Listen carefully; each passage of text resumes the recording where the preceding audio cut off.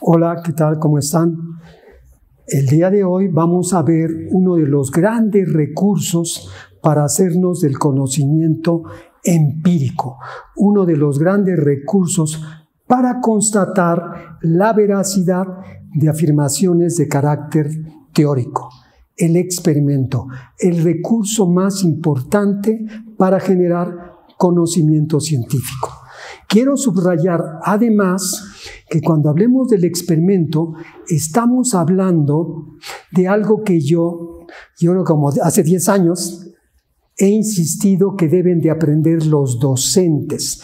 Cuando hablemos del concepto de experimento y de las etapas, se van a dar cuenta cómo deben de manejar con precisión el experimentar, porque ustedes cuando prueban una estrategia, cuando prueban un proceder con sus grupos de alumnos, están esquemáticamente experimentando, pero será importante que tengan conciencia de esto para que sea de mayor provecho. No solo como un recurso de investigación, sino como un recurso para una práctica profesional que va constatando la veracidad lo equivocado de sus creencias. ¿De acuerdo?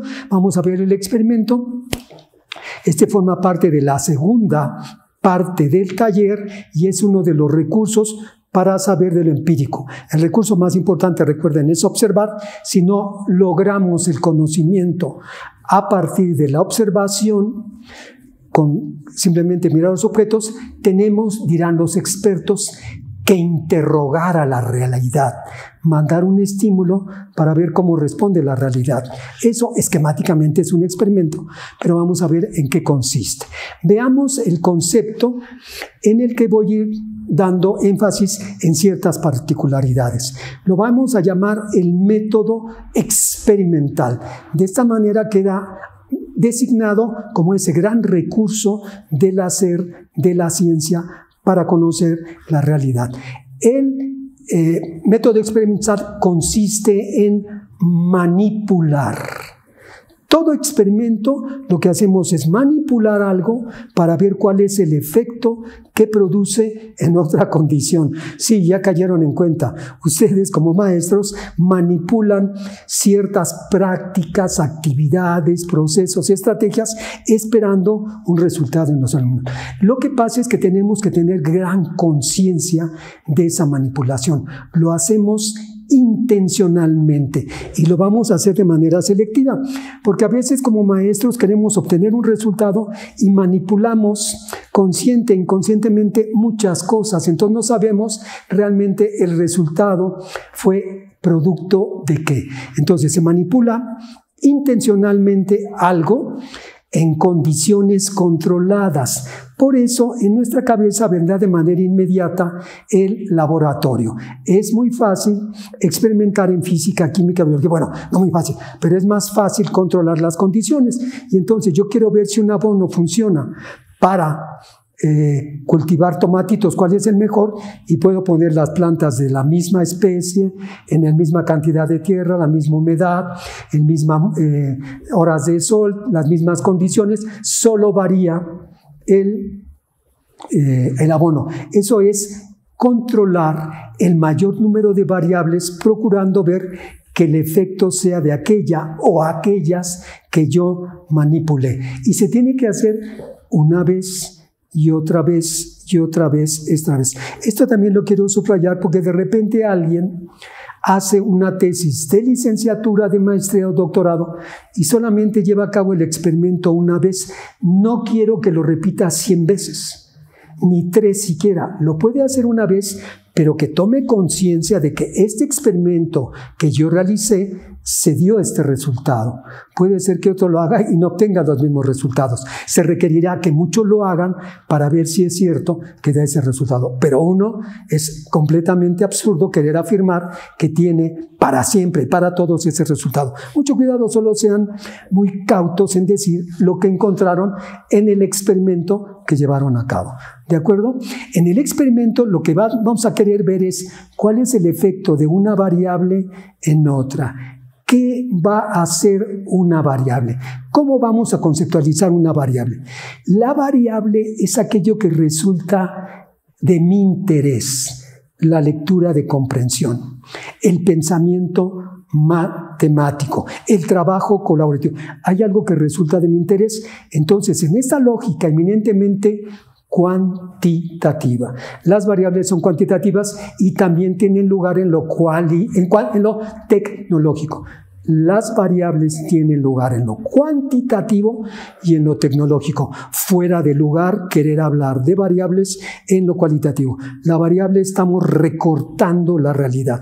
Estamos simplificando la realidad y entonces escojo un evento de mi interés y trato de ver qué tengo que hacer para que ocurra aquello que yo quiero, qué tengo que manipular para lograr lectura de comprensión en mis alumnos. Entonces, una variable es aquel atributo que resulta de mi interés que yo voy a manipular conscientemente en diferentes sinteticidades y dimensiones, esperando ver cuál es su efecto. Entonces, la variable la manipulo y tanto esa, la que manipulo, como la otra, tienen que ser medidas. Medición es cuando hay parámetros fijos. Todo el sistema métrico decimal mide. Hay variables cuantitativas. Lo hemos señalado en un video sobre la hipótesis. Variable cuantitativa es aquella que puede ser medida. Variables cualitativas no pueden ser medidas, no hay parámetros fijos, sino que tienen que ser evaluadas. Y tenemos que identificar o diseñar aquel recurso, test o prueba para medir las variables, evaluar las variables cualitativas. Esas son las variables. Es muy importante tener conciencia de esto. Vamos a ver esquemáticamente en qué consiste un experimento. Yo manipulo una condición para ver qué efecto tiene esa en otra condición. En realidad, cuando estoy manipulando una condición, se manipulan muchas cosas al mismo tiempo. Si yo estoy llevando a cabo con los alumnos un nuevo proceder, desde mi actitud, mi confianza, mi relación con los alumnos, también está siendo manipulado. Sí, claro, nosotros sabemos que hay algunos con los que nos caen bien, otros que no nos caen bien, con los que tenemos más cercanía, todo eso se manipula en el experimento, pero lo deseable es que identifiquemos qué es lo que manipulamos y cuál es su efecto.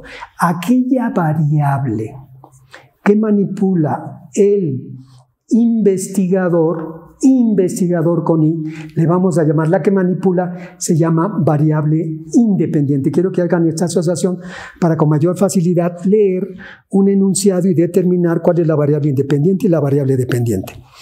No todos los experimentos tienen una variable independiente y dependiente. También hay experimentos descriptivos en los que se trata de identificar solo las características de los objetos. ¿Qué metales son más resistentes y qué metales son menos resistentes? Solo quiero ver sus características, no quiero establecer relación causa-efecto, no quiero saber por qué son más resistentes y por qué son menos. No, solo quiero ver cuáles son más resistentes y cuáles son menos resistentes. Cuáles conducen mejor la electricidad y cuáles conducen con menor calidad la electricidad. Mucho cuidado. No solo hay experimentos con variable independiente y dependiente, también hay descriptivos y correlacionales. Pueden revisar el video sobre hipótesis que está integrado en la primera parte de este taller de el proyecto de investigación. En los videos de la primera parte, ahí está sobre hipótesis y podrán ver que podemos hacer experimentos con hipótesis descriptivas, correlacionales y causales.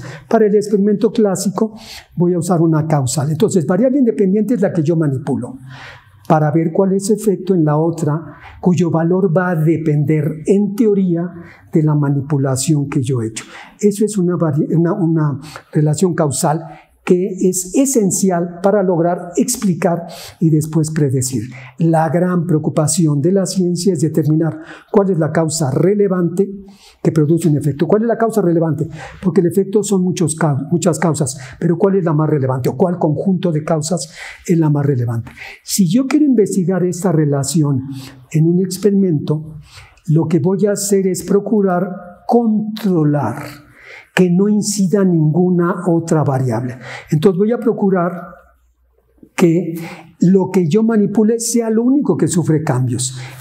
Estrategia. Los alumnos en teoría tienen que tener la misma alimentación, el mismo número de horas de estudio, el mismo número de descanso, de ejercicio.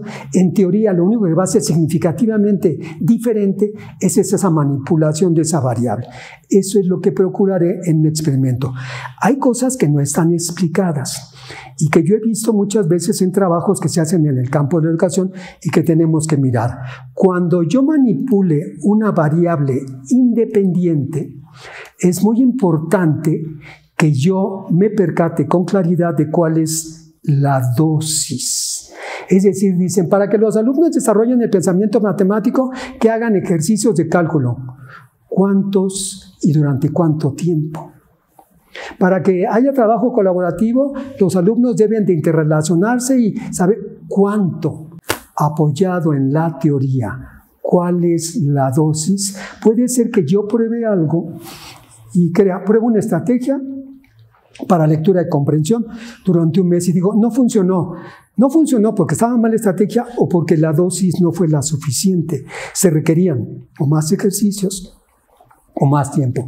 Antes de hacer el experimento tengo que determinar claramente cuál es la dosis y otro punto también muy importante, cuál es el tiempo de reacción. Yo doy esos ejercicios y al otro día ya saben, ¿tienen lectura de comprensión? No, yo debo de haber hecho, doy esos ejercicios y al cabo de 1 o 2 meses ya logran la lectura de comprensión. Es muy importante desde lo teórico determinar estas dos condiciones para que no echemos a perder variables independientes que fallaron no por la variable, sino porque nunca tuvimos conciencia de la dosis y el tiempo que teníamos que esperar de reacción.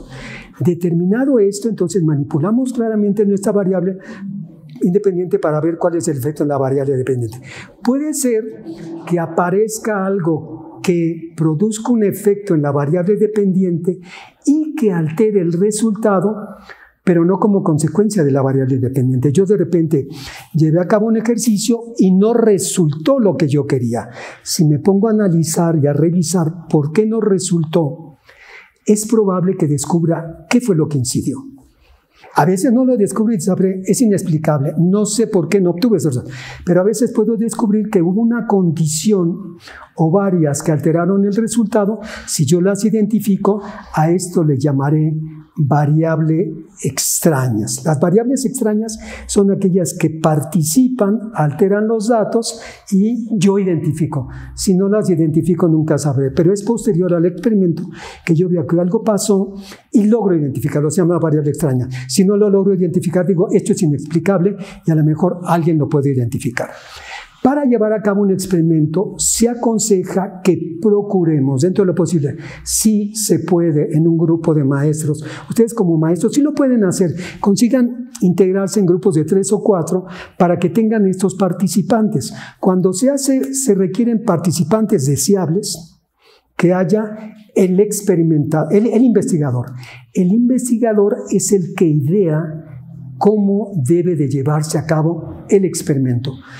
Pero si tú, esto es cuestionado por muchos filósofos del experimento, dicen, si tú ideas el experimento y si tú llevas a cabo el experimento, vas a querer que resulte, vas a incidir en eso y a lo mejor vas a alterar para que resulte lo que tú quieres.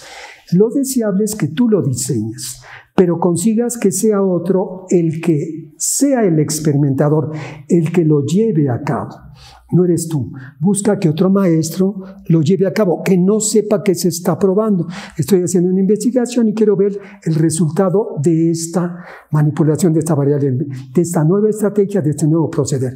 Pero no lo sabe él, ni lo saben los alumnos. Entonces, es cuando se llama que hay un experimento de ciego, es porque los alumnos no saben de qué se trata. Doble ciego es porque el experimentador tampoco lo sabe. Es una condición deseable. Otro integrante deseable es el observador. Un maestro va a llevar a cabo el experimento y yo no lo voy a estar presente ahí porque lo contaminaría. Puedo conseguir que 1 o 2 alumnos, tenemos alumnos brillantes. En primaria tenemos alumnos brillantes. Les demos las indicaciones de qué es lo que tiene que observar. Le digamos, el maestro tiene que dar estas instrucciones, tiene que dar este tiempo, tiene que permitir esto. Un alumno va a vigilar que eso ocurra.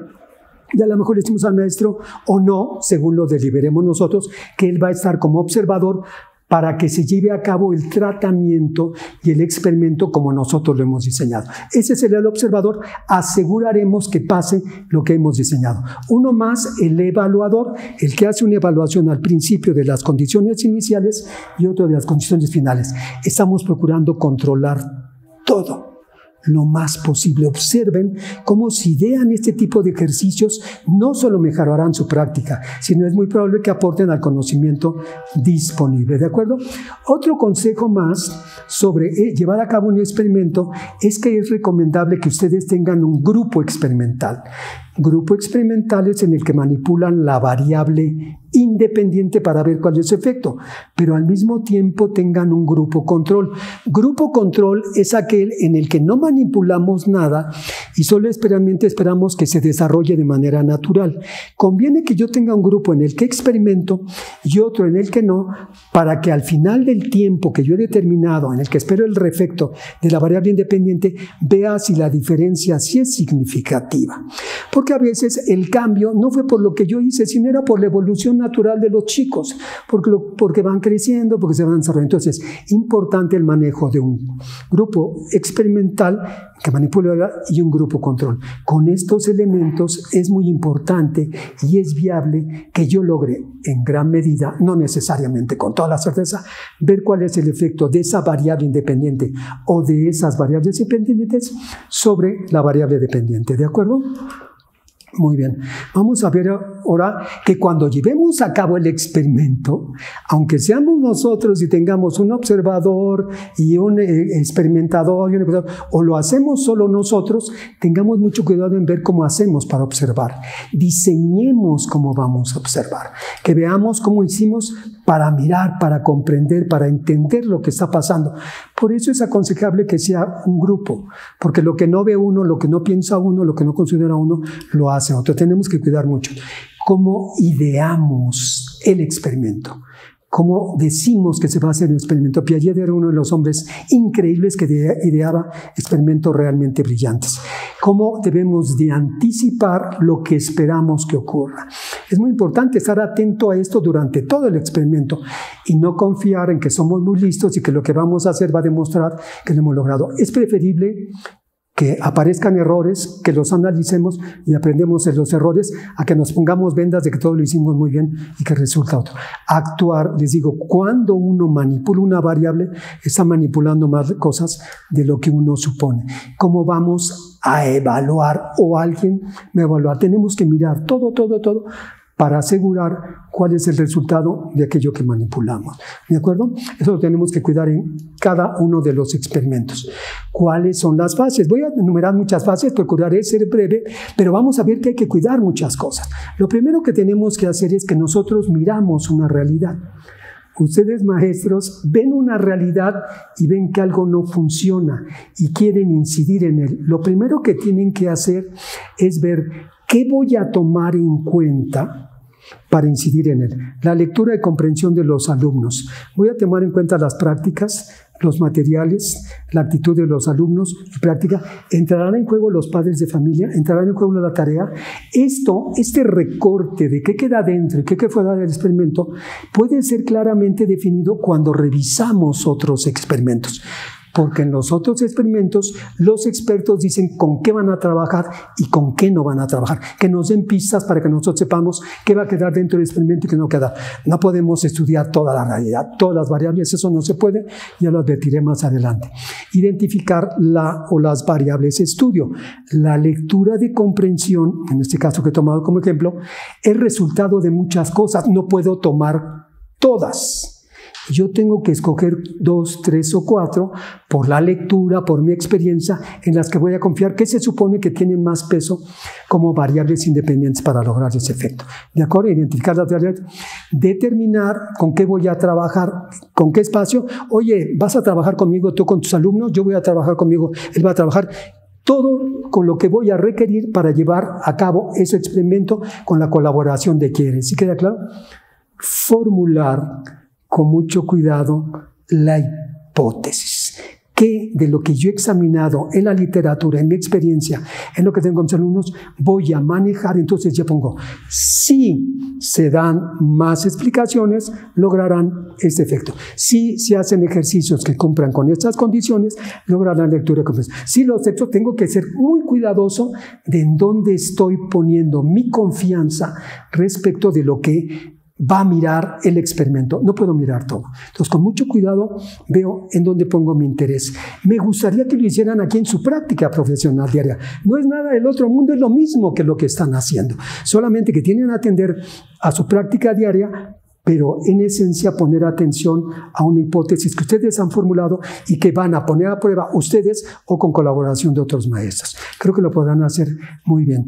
Definir el proceso, cómo voy a medir o evaluar las variables, y tanto la variable independiente como la variable, cómo se van a medir o evaluar. Tenemos otro video que habla sobre medición o evaluación, revísenlo, ¿de acuerdo? Y la clave, ¿cuál es la dosis de la variable independiente? La literatura ya existente, revísenla, los expertos les dirán cuál es la dosis, igual lo mismo, cuál es el tiempo que debo de esperar para que esa variable surta efecto, cuál es el tiempo, porque de repente, como les digo, puede haber habido cosas muy brillantes que ustedes consideran que no sirvieron y es porque no era la dosis, no fue suficiente o no esperé el tiempo necesario. Con esos elementos diseño cómo se va a llevar a cabo el experimento. Si va a haber observador, cuáles van a ser los alumnos, cuál es el grupo control, cuál es el grupo experimental. Voy a hacer un grupo control en una escuela y el grupo experimental en otro para que no se intercambien información y esto les vengan a decir a los otros, o cómo voy a llevar a cabo el experimento, que es todo lo que tengo que cuidar para llevar a cabo el experimento, ¿de acuerdo? ¿Quiénes van a hacer? Si va a ver el caso, ¿quiénes van a hacer los control y quiénes van a hacer el experimental? Lo deseable es que esos grupos sean lo más equivalentes posibles, que sean el mismo número de chicas y chicos, que más o menos, si tengo algunos elementos, más o menos tengan calificaciones en promedio, lo mismo, pues aquí tenemos 80 que lo hacen muy bien y 20 que tienen problemas, igual procuro que aquí haya 80 y 20 para que sean lo más equivalentes posibles esos dos grupos a la hora de asignar los sujetos. Y entonces ahora sí, hago una estimación de cómo iniciamos, qué puntuación tiene la variable dependiente, la variable independiente, después realizo el experimento, cuidando que se lleve como fue diseñado. Si hay necesidad de hacer algún cambio, se registra y se reporta que se hizo una adaptación. Se van recogiendo los datos durante todo el experimento, examino los posibles errores o incidencias. Si no se llevó a cabo, si no cumplieron con cierta tarea, si olvidamos un paso, si los alumnos no están colaborando, los errores, incidencias, estimar las condiciones. Finalmente veo cómo, si se cumplió el tratamiento de la variable independiente y el de la variable dependiente, cuáles son los resultados en los dos grupos si tuve esa oportunidad. Proceso los datos, inferir la condición de la hipótesis. Se acepta, se rechaza, no pasa nada, se puede aceptar o se puede rechazar. La finalidad era lograr el conocimiento, no a fuerzas. Ese es otro error y tenemos un video sobre la hipótesis en la primera parte de este taller de que no necesariamente se tiene que aceptar la hipótesis, ¿de acuerdo? Esas son las etapas y después haré el reporte de mi investigación. ¿Cuáles son las grandes ventajas del método experimental? ¿Por qué conviene que yo empiece a diseñar en mi clase? Oiga, pero es de primaria, hágalo. Es de preescolar, oiga, es de maestría, es de doctorado, haga experimentos. Tenemos una condición que ahora estoy recordando. En principio, los sujetos que participan en el experimento deben de dar su consentimiento informado. Se les da esquemáticamente que vamos a hacer un trabajo en el que vamos a procurar trabajar algún tema, pero le damos el menor número de pistas para que no incida en los resultados. Ya se ha identificado que los sujetos experimentales siempre procuran complacer al investigador. El investigador en nuestro país tiene así como una aura de sujeto muy importante. Entonces, cuando dice, voy a hacer un experimento, ellos procuran ver todas las pistas en nuestro desenvolvimiento, en nuestro discurso, para complacernos, porque es el investigador. Entonces, cuando procuremos su consentimiento informado por escrito, que dicen, sí, estoy de acuerdo, voy a participar en el experimento, no demos mucha información de manera tal que contaminemos y logremos la respuesta, no porque funcionaba lo que hicimos, sino porque ellos hicieron lo posible y lo imposible por complacernos a nosotros, ¿de acuerdo? ¿Cuáles son las ventajas de experimentar? Se realiza, lo vemos, en el mayor número de condiciones controladas. Aseguramos que el efecto sea en gran medida por lo que hemos manipulado. Es posible, observen cómo lo he explicado, mirar todo porque tengo un observador, porque doy instrucciones claras, porque cuido quién construyó el experimento, quién va a experimentar, quién va a evaluar, quiénes van a observar. Todo eso es posible cuidarlo. Si yo estoy solito en mi salón de clase y tengo que dar la clase y las calificaciones, es muy difícil, ¿no? Tengo que procurar estar consciente para cuidar lo más posible de eso. Importantísimo, se puede repetir una vez y otra vez, y otra vez, y otra vez. Y entonces cuando lo hayamos repetido como 10 o 20 veces, diremos, sí, me parece que sí es posible, no con una. Porque además el gran riesgo es que, probando uno, en la ciencia se tiene un concepto que se llama el experimento crítico, creyendo que un experimento valida una teoría. No. Se maneja el concepto, hay quien lo propone, pero no hay un experimento que valide una teoría, porque puede aparecer más adelante otro que haga repensar, y ese otro que se pruebe varias veces y que muchas veces demuestre que estábamos equivocados. Entonces, un experimento no es suficiente, deben de ser muchos para fortalecerlo, pero pueden empezar a aparecer otros que lo debiliten. Entonces, lo importante es ejercitar ese proceso de saber más de lo que estamos haciendo, pero el experimento se puede repetir varias veces. Otra de los grandes atractivos del experimento es viable variar sistemáticamente de manera ordenada una condición. Entonces una condición es, a ver, ahora les di muchos ejercicios y poca teoría.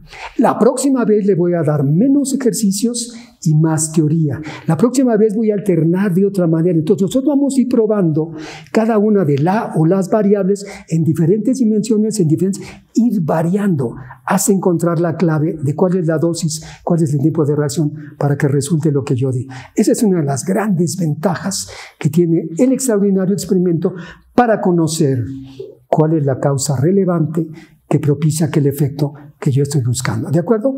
Vamos a ver las numerosas desventajas que vienen de las críticas, limitaciones que vienen de las críticas que se hacen del experimento. No es un ámbito natural. En el momento en que yo explico que se va a hacer un experimento o que estamos manipulando de manera consciente e inconsciente, el sujeto siente que hay algo que no es real. Cuando nosotros estudiamos una plantita en un laboratorio, un vector en un laboratorio, no está en su ámbito natural. Por eso muchas veces lo que ocurre en un laboratorio no se refleja en la realidad, porque hemos recortado la realidad o hemos establecido unas condiciones especiales. En el caso de lo social, que no ocurre. Es como cuando dicen, a ver, vamos a hacer de cuenta que estamos en un barco y se hunde, ¿qué harían? Hombre, harían algo, pero si ocurrió el barco, seguramente no tiene nada que ver con lo que ocurrió en ese disque experimento, ¿no? Entonces, no es en el ámbito teoría. Hay un recorte importante, ya les he dicho, cuando busquen qué variables tienen que incidir en lo que ustedes quieren, puede ser que cometan un error y que hayan dejado fuera una variable irrelevante que es importante para ese efecto, y por más que lo hacen, no funciona porque no tomaron en cuenta una o variables que son importantes. Lean lo que dicen los expertos para que su experimento se enfoque en esas variables importantes. El investigador ha de procurar el control, ya lo vimos, se tiene que procurar el control de variables. No se puede. Hacemos lo más posible, pero menos en lo social se pueden cuidar todas esas variables. Es imposible el control de todas esas variables. Nosotros poco a poco tenemos que ir desarrollando el desarrollo de habilidades para llevar a cabo un experimento. No es tan sencillo dar instrucciones para que se cumplan. Si yo se las doy a otro maestro para que haga que los cumplan, tengo que ser muy preciso, muy pulcro para que se cumplan ciertos criterios de precisión, y lo que yo le diga lo pueda repetir, se lo doy por escrito o con diagramas o con dibujos, para que sea tal cual yo se lo digo. Tenemos que cuidar eso. Yo una vez tuve una oportunidad de entrar en un experimento que se hizo en el Poli, no recordaré el nombre de la doctora que lo hizo, pero les decía, desde el principio, los alumnos los forman afuera del más pequeño al más grande. Ellos se van insertando de izquierda a derecha, del pequeño al más grande, izquierda a derecha, para que no se tapen unos a otros. Cuando hagan la explicación, levanten a esa altura el lápiz y digan, tienen que marcar con rojo, todos tienen rojo, denle la vuelta. Muy precisas, unas indicaciones muy precisas para que después, como 8 o 10 maestros, hiciéramos lo más posible la práctica de la misma manera. Piensen en eso, tienen que ser muy cuidadosos con eso. Y la clave, el gran elemento clave de un experimento es el valor inicial de la variable independiente, la variable dependiente, y el valor final de la variable independiente y la variable dependiente. De tal manera que fundamental es estudiar, saber, desarrollar recursos de medición o evaluación, o retomar unos que ya existen. Pero ahí está la clave de cómo manipular y cómo medir esas variables. No podemos estudiar todas las variables, la realidad es muy complejo. El sujeto está sujeto al efecto del experimentador. Como les decía, se ha probado que si el experimentador tiene cierta creencia y trabaja con el grupo, sus creencias van a afectar el experimento. Ya se ha probado en ciencias sociales que lo que tiene, estos sujetos no van a querer participar, y no quieren participar, porque le metimos cosas en la cabeza que hace que surte efecto. Está completamente documentado. ¿De acuerdo? Pues nuevamente muchas gracias. Me encantará que en su práctica profesional empiecen esquemáticamente a idear y a poner a prueba experimentos y después hagan experimentos más sofisticados. Agradezco a todos los maestros del Sindicato de Maestros al servicio del Estado de México y recuérdenlo, por la educación al servicio del pueblo. Muchas gracias.